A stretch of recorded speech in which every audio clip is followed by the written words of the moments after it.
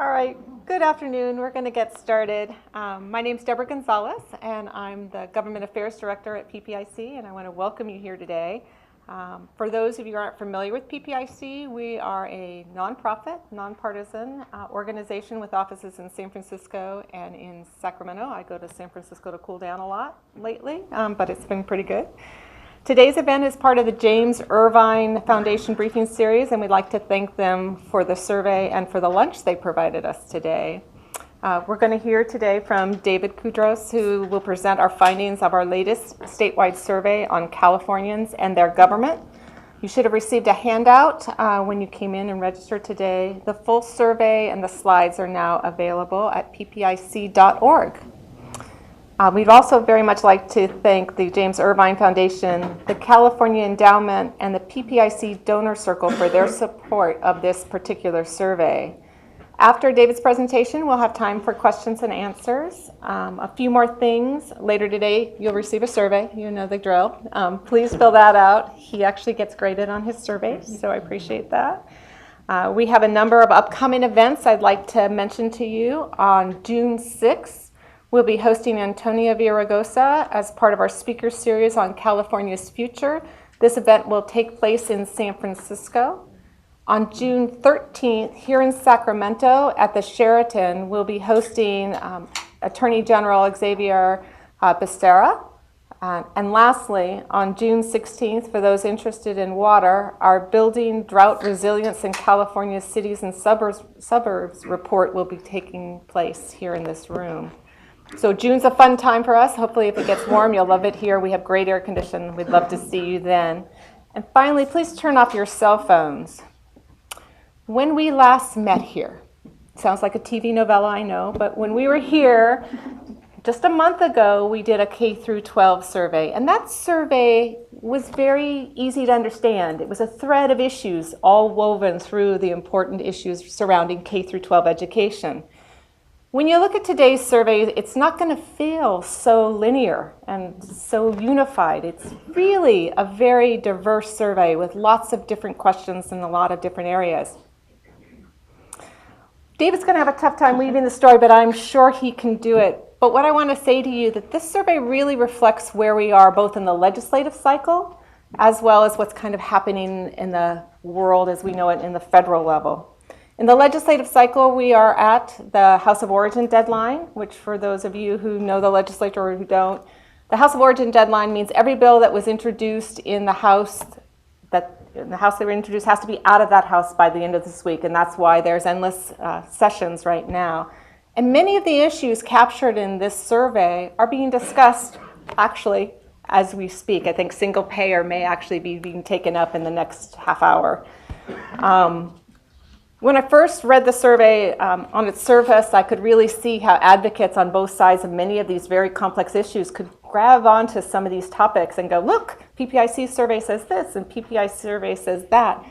But this is a very complex poll, so I really recommend you spend some time with the crosstabs, which I always like to remind you are online, which is unusual for polling. We actually put all our crosstabs online to understand the kind of full complexity of the issues.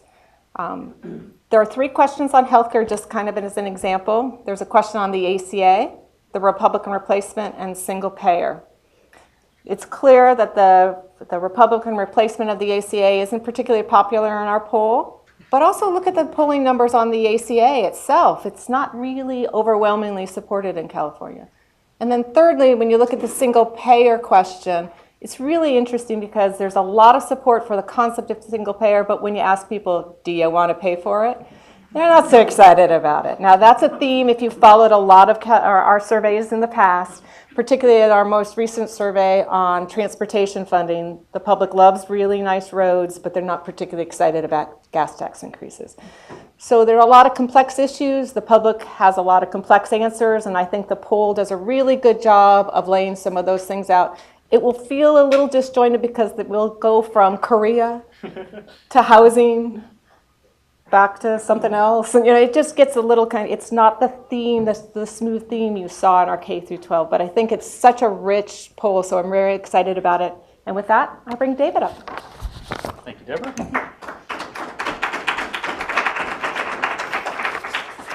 Thank you all for being here today. Yeah, it's actually a fun time to be doing a survey like this because there's so much stuff to look at, so many interesting issues. I mean, I don't know how many news alerts I'll have on my phone by the time I sit down, but I'm thinking like 2, 3. So there's a lot going on, and we do our best to try to pick out a few good questions on a few major issues. So first, let me acknowledge my co-authors on the survey. Mark Baldessari is the survey director, also Dean Bonner and Luna Lopez, who are all back in San Francisco today. So that's the end.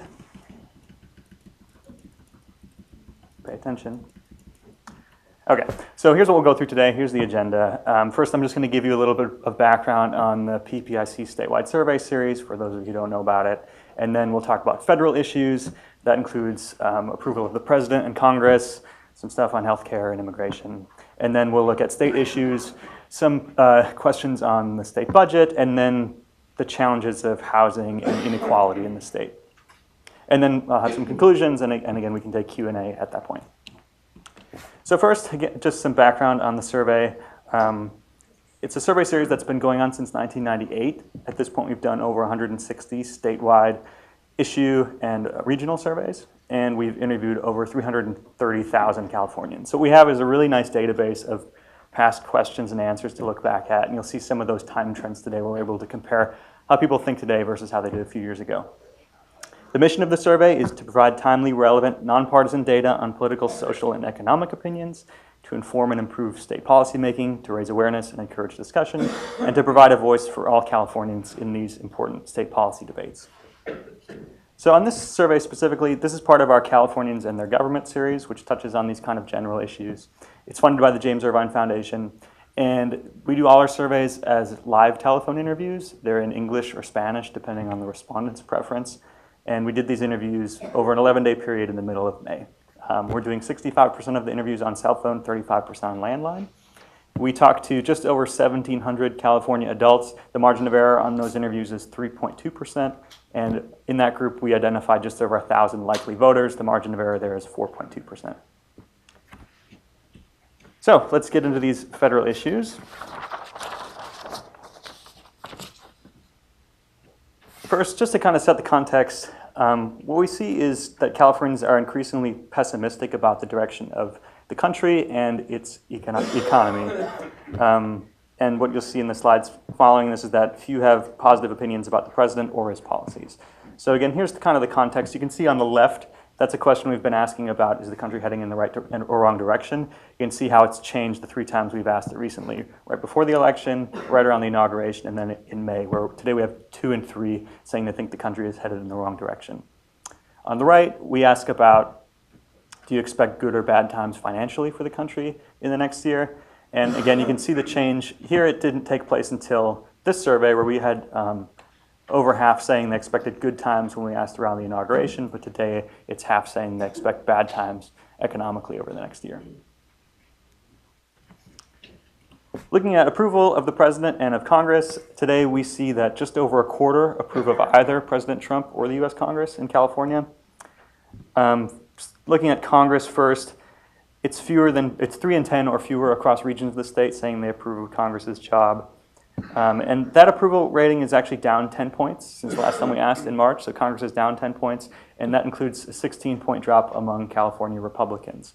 So it's possible that earlier in the year with the new Congress and the Republican president, maybe there was some more optimism about the Congress that's evaporated a little bit. For the president, his approval rating, it's similar to what we've found in our polls so far in March and January of this year, so no real change there. If you're following national polls, which I think everybody follows national polls these days, you'll know that his approval rating is a little bit higher in those nationwide. During the period we were in field, Gallup had him at 38% nationwide, so a little bit lower in California. One other thing I'll mention about this is the 74% approval among Republicans that you see. That's similar to the approval we see among Democrats for Governor Brown. So just to kind of make the comparison that the governor and president are relatively popular within their own parties. So first of the issues we'll look at here is Russia and the election, which we seem to hear more about every day. This is a question that it had previously been asked in a Washington Post ABC survey, and we repeated it for California to make a comparison. And we asked, do you think that the Russian government tried to influence the outcome of last fall's election? And then for those who say yes, they think Russia tried to interfere, we asked, do you think members of Donald Trump's campaign intentionally helped them to interfere? So we see that about 6 in 10 adults and likely voters in California think that Russia tried to interfere, and nearly half, 47%, say that members of the Trump campaign intentionally helped Russia. So compared to that national number from the ABC survey, that was about 4 in 10 saying Trump campaign members helped. Here, 47%. It's a little bit more likely in California to express that opinion. Here on the chart, we're looking at those responses by party, and you can see the huge differences. For Republicans, it's about 6 in 10. That's the kind of purple bar on the bottom. 6 in 10 saying Russia didn't interfere at all. And then among Democrats, that big blue bar is 7 in 10 saying not only did Russia interfere, but members of the campaign helped. So again, for this issue we're hearing about every day, there's this huge gulf just between the parties on what they think happened.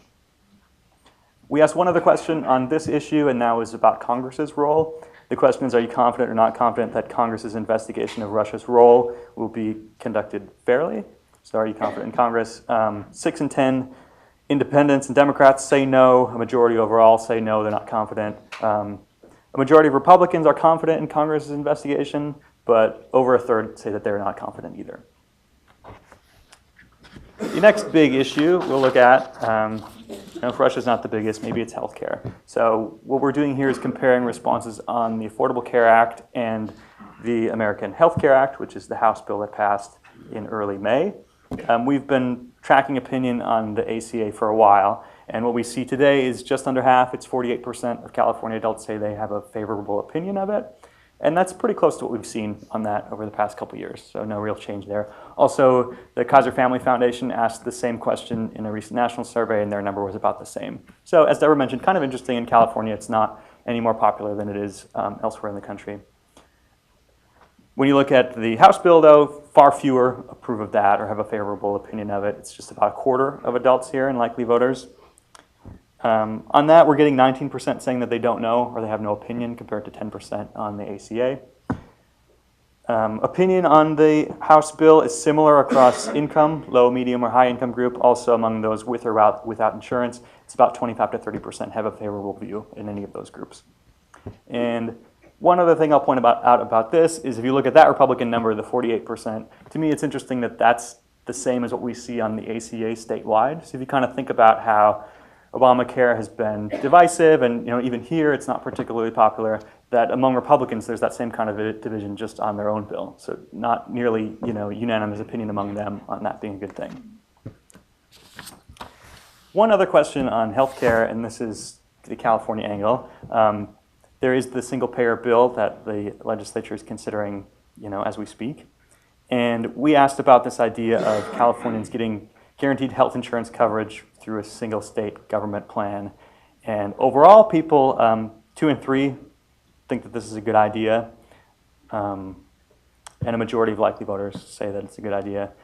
Though we have a follow-up, if you say you favor this plan, would you still favor it if it means raising taxes? And that's where the support drops down to 42% among adults. And this is what we're looking at in the pie chart here, with those saying they favor it without taxes, and those who oppose it outright.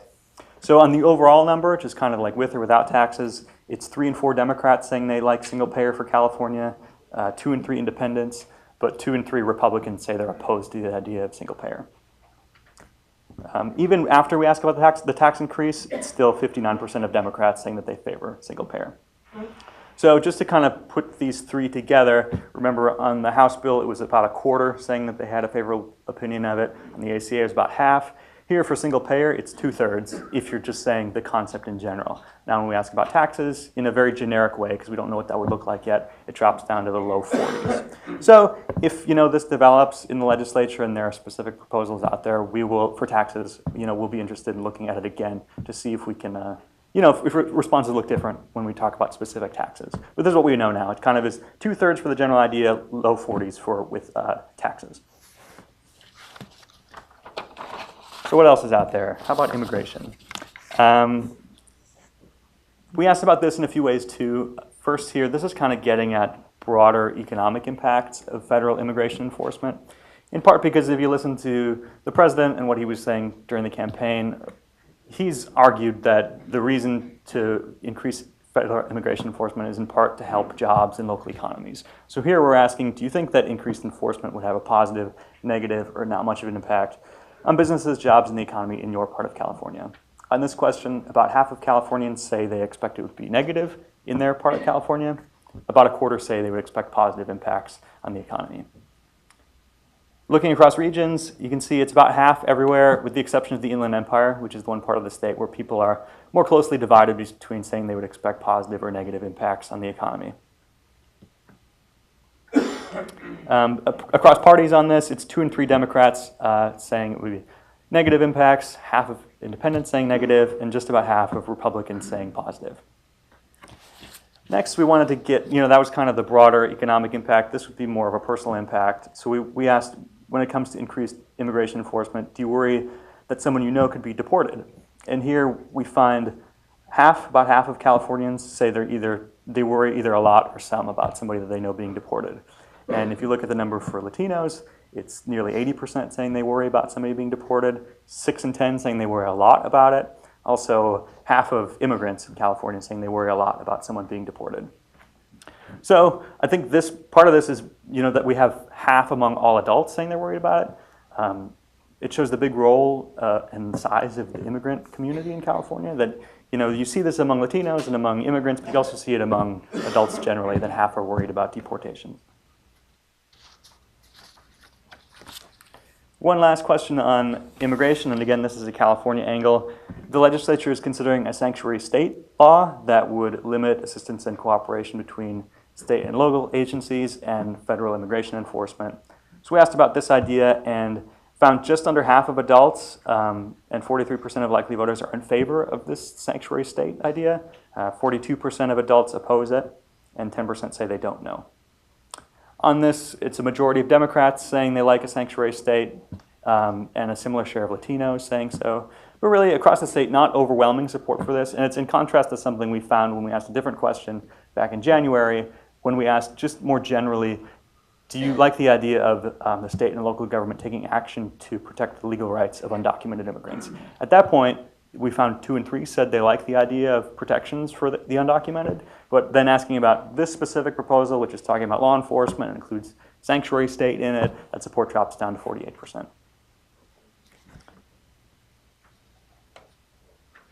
Next federal topic is just these couple of questions on international affairs. Again, these are ones that were asked in national polls that then we repeated here. These were surveys from CBS and from Pew. First, one was about confidence in the president's handling of the North Korean nuclear situation. And we also asked about whether the president has a clear plan for dealing with the situation in Syria. Californians are less likely than adults nationwide to say they have confidence on North Korea or that the president has a clear plan on Syria. And looking across the parties, you can see Republicans far more likely than others to express those positive opinions.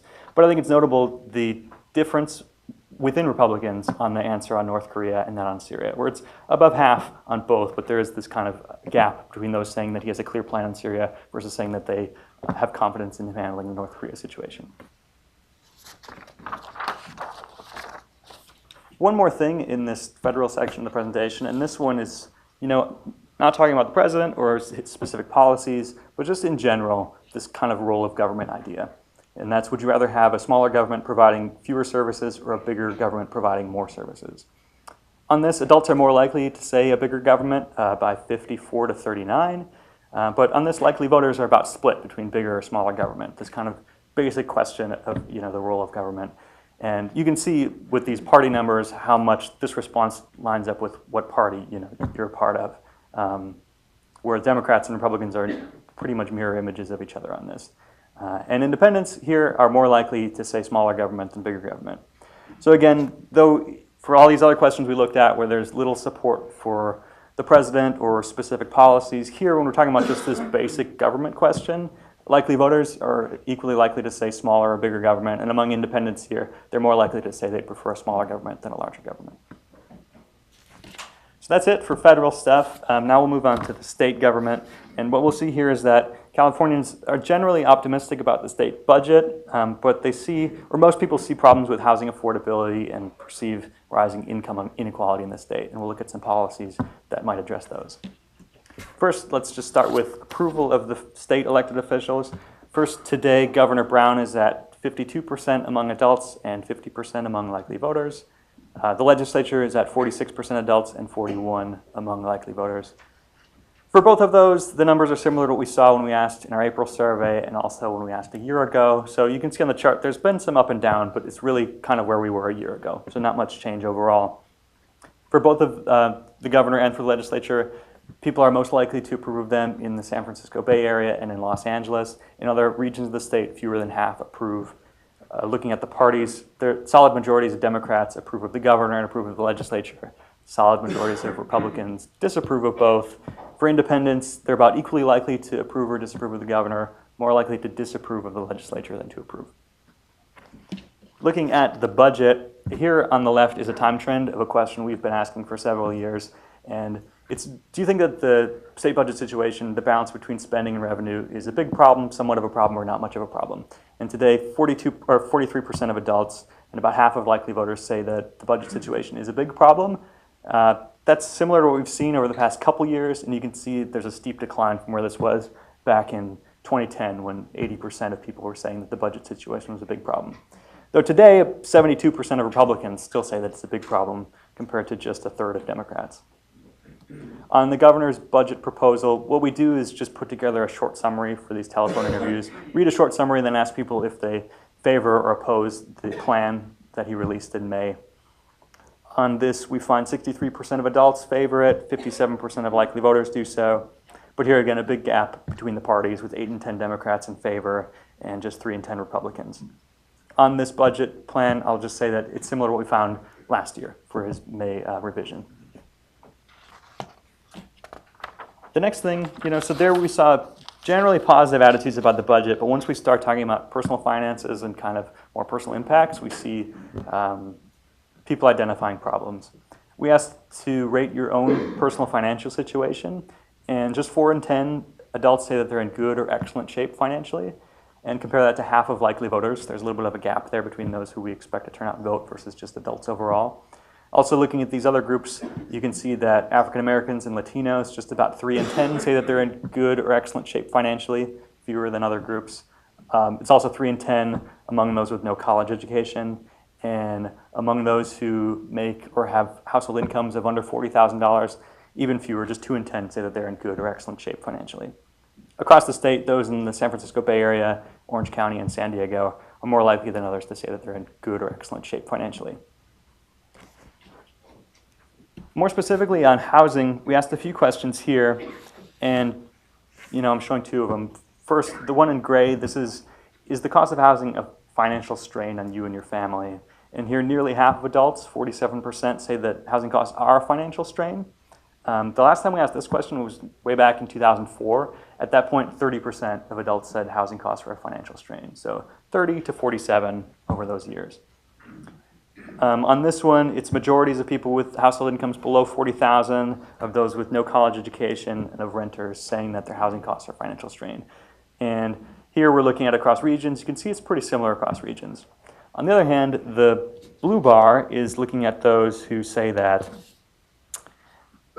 in general, not for me, but just in general, is housing affordability a problem in your region?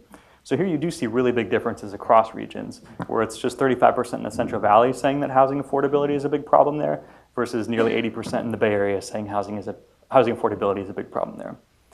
So I think there's kind of an interesting dynamic here where even though in the Bay Area people are much more likely to say it's a big problem, that you're kind of seeing it across the state, people themselves saying, I have a problem with this.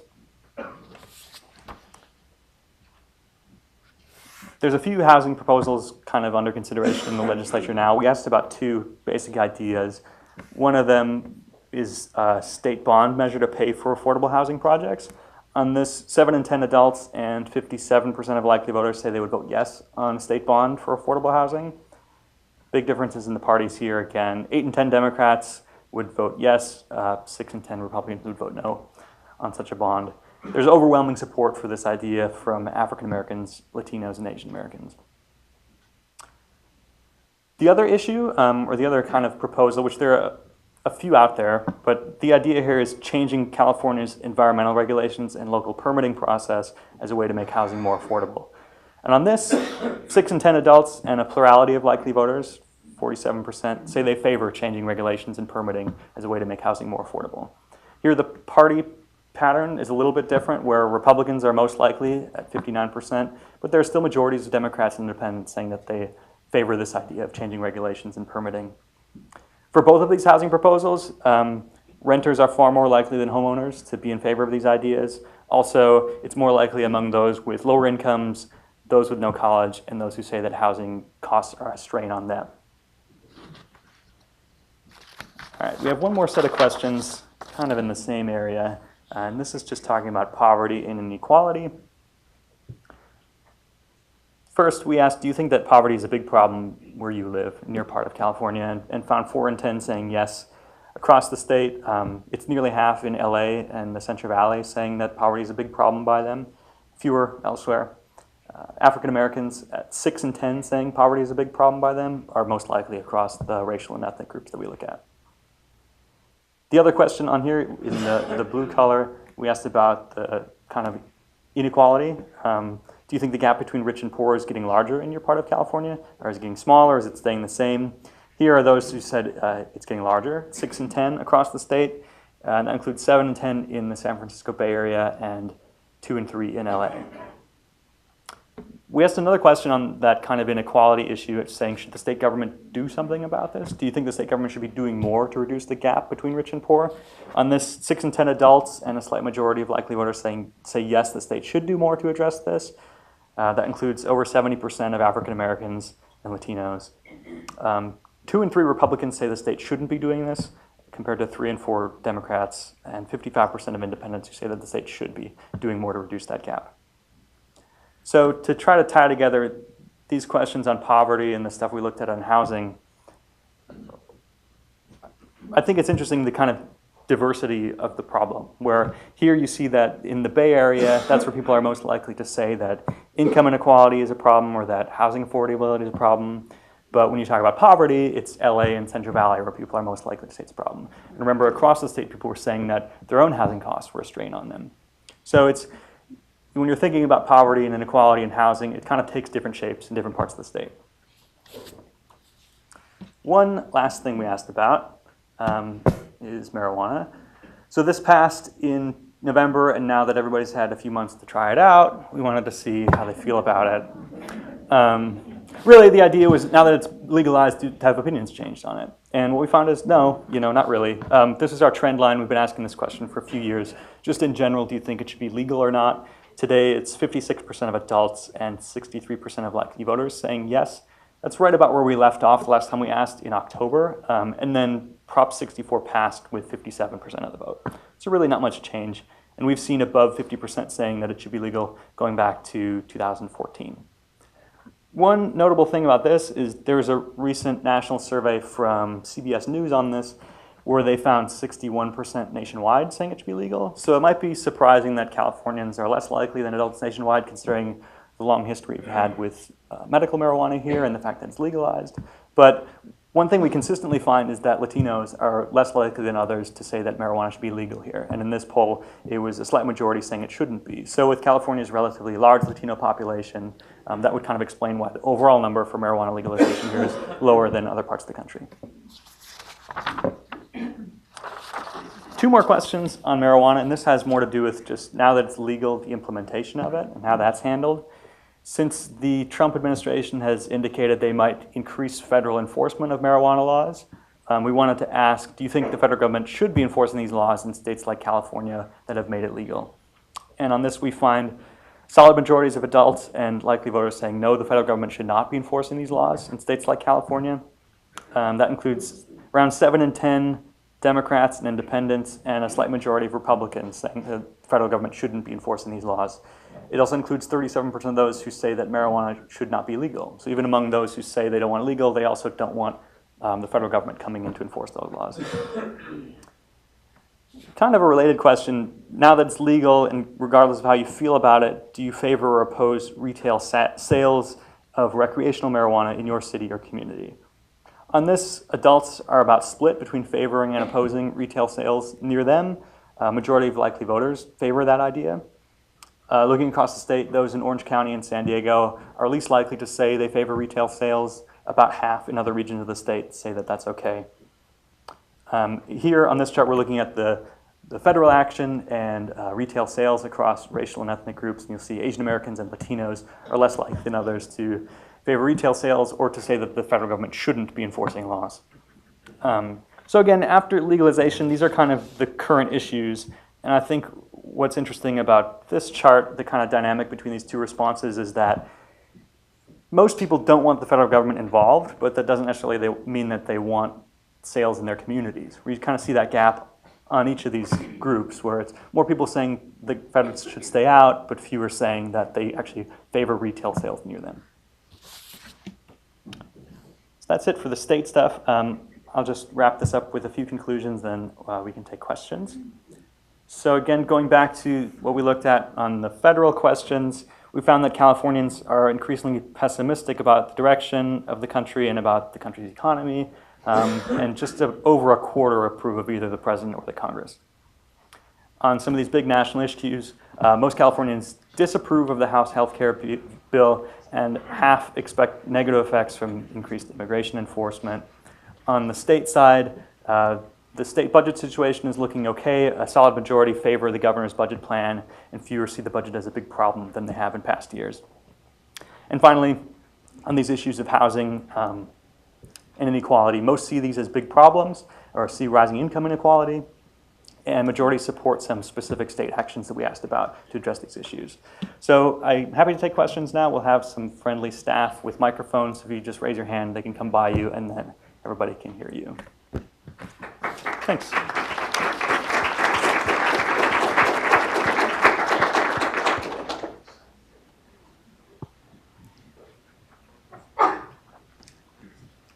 Any questions?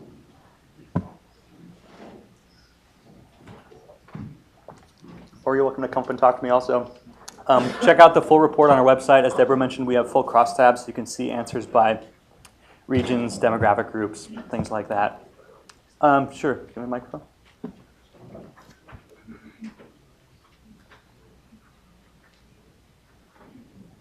Is there any data about, on the housing piece, about more housing in specific neighborhoods? There's a lot of NIMBYism on housing, and it's a big problem, but people don't want housing in their neighborhoods. They know we need more housing, but not in their neighborhoods. Yeah, right, that's an interesting part of it. Unfortunately, we ask people's county, and then even with that, you have to deal with sample size. So you can't get too specific about where you're talking. I think the closest we get to that is the question on regulations and permitting. And even there, like I live in the Bay Area, and I know there is an area where there's a lot of resistance to changing regulations around housing. Across regions, that was the one where the fewest people said they were in favor of that idea, but it was still a majority saying that they did. Yes, another question on the housing. You had asked about the two different sort of proposed generally solutions, the bond and also the streamlining. Are those questions, have you asked those same questions historically, and has there been any, if you have, yes or no, has there been any sort of change or evolution? Is it, in other words, is the bond idea more popular, less popular, the same as it has been in the past? Is there a trend line there, or? Yeah, unfortunately, well, yeah, no, they're new questions, so we can't look back at it, unfortunately. Okay. We typically see at least those kind of partisan responses on bonds, the way that shakes out, but I don't know how this one would compare over time. And then, yeah, again, the regulation thing is something we hadn't looked at before, so we were trying to come up with a way to ask pretty generally in a way that people could understand it, you know. But if these proposals move forward, then, you know, we'll be happy to look at it again. Jeff Tardigia. Two questions. We'll start with the housing. Sacramento supposedly very high. Did you collect any data on Sacramento? You collected other regions I see through there. I haven't had time to look at your demographics through there in your spare. The other thing, less than 2,000, what time was your survey taken? I'm assuming these are surveyors you've utilized before, so there's a consistent basis. Yeah, we've used the same firm for several years. And then regarding Sacramento, the way we collate the regions, that falls into Central Valley. Though we do have enough interviews, we can usually split up kind of North Valley versus San Joaquin Valley. So if there was something specific you wanted us to look into, I think we could.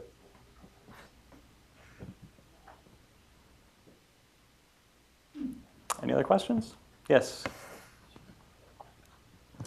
I was wondering how long the surveys took on average. Sure.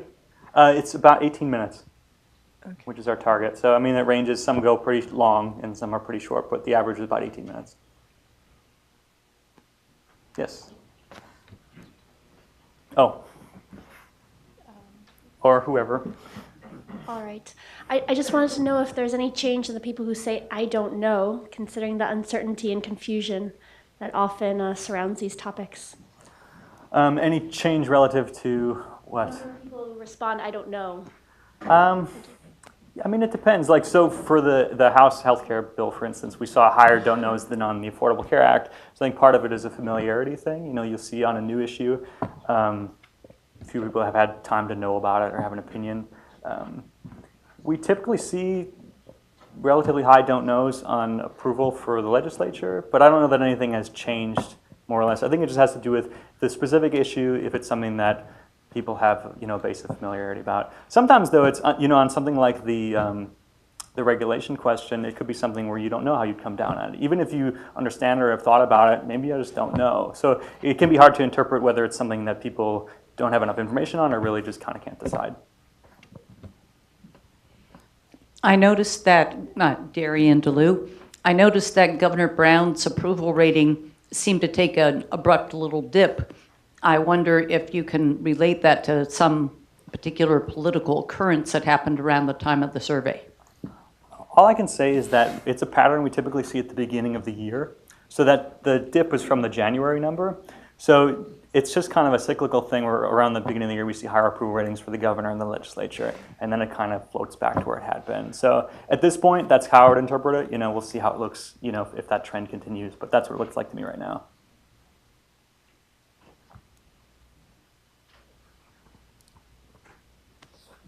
All right, if there's nothing else, I want to thank you all again for being here, and hope to see you again.